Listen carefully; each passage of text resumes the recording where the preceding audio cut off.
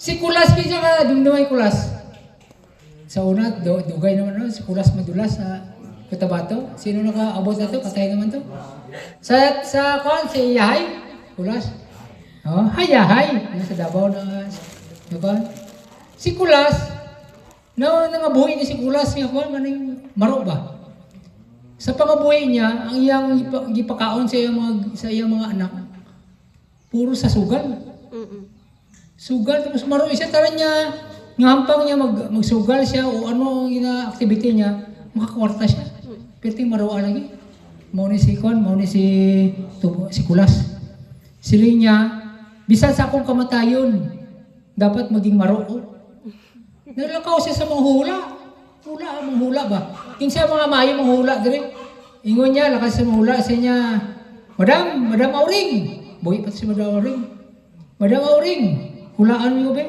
Akong kinabuhi ba? Unsa na akong pamaagi sa, kung mapatay ko, unsa pamaagi nga mapatay ang tao? Basi may kita ko dira, magpako ba kayo? No? Siling si Madam Auring, no? Kung sa iyang bulang kristal niya. Ay, Kulas. Ang makamatay sa imo, munggo. Tagra ka sa palengke, kita sa munggo, likaw siya na, likay. Nag-aasa siya, may mga munggo na, likay siya. Hindi siya gusto makita may garbi sa munggo. Dili siya, ayaw ko, hindi na ko dira. Kaya ingon sa panghula, mong nakamatayon ako, ano mungguhan na. Gamay man na siya, pero ano makamatay na.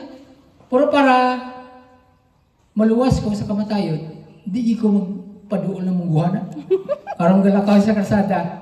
Kita ko na yung mabata, gaano sa sulpot, sa straw. Munggo mo na, di ba? Sa jack yung mga bata. Ingon niya, uy, may munggo, ikaw ko, likay siya, paligay, ligsan siya sa kanan. Pero tipatayan ni Kulas.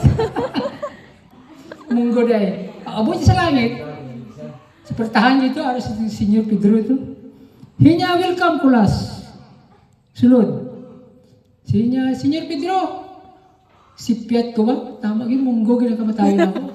Nalikay ko sa munggo, banggaan ko. Sinya, Senyor Pedro, gusto ko noon nakadugong mo ko sa Biblia, nga ang tao daw di maluwas kung dagan sala. Tama, ginakulas. Tama nato sa libro sa kinabuhi. Tanaw niya. Tama, kulas ikaw, maro ka sa lupa ka pa, pero maruan mo. Tanan niya pangabuhi nimo sa mga sugal, nabuhi imong mga anak nimo, imong asawa nabuhi sa sugal. Kag maro gyud kayo. Sige ko ka pamidaog. Karon, gusto ka masulod? Gusto ko masulod niya Ginoo kaning ni Pedro, gusto ko masulod. Kaning nabasahan niyo sa Biblia ba kaning kinabuhing walay katapusan? Maro gyud mo siya. Kung ano gusto na ako. Sige. Naiupat diya kapertahan. Paminawala na kung asa diya gusto mo pagtuslok mo na sa pindot mo, open na, diretso ka na yun, wala na siling anak ka pa, wala na vidro na. Lakaw siya sa purse ni pertahan. Mayroon mo dito minaw siya kayo. Hay, tapos na ko anak sa lupa. Kabalo ko siya busyabo na. Kabalo ko, hindi alam, bip na. Kabalo ko anak. Tapos na ko anak. Gusto ko rin bago na po. Sunod, ito na po dyan. Kaduha. Okay ba? Okay. Pisa ko na, pisa sana. Madyo. Sinya, ay, tapos na ko na. Dagang daog. Nang madyo na. Daog. Dili ko anak. Ikatatlo. Ay! Delikado mo na, kaya may uson disco sa una, nasunog na. No, 1990s, nasunog na siya, dagang ikaw matay. Mga 100 yung taong matay niya.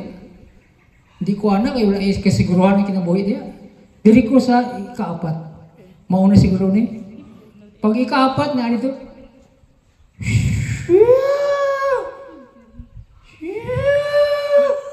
ay, kurti lamia, diri ko. Pindot yan siya. Pag-abot siya dito, slide niya nga taas kayo. Ita, di ba, mag-slide ka sa, para makalitan ka, makalitan ka sa sliding board. Mana ka man? impyerno na eh. Ay, dito.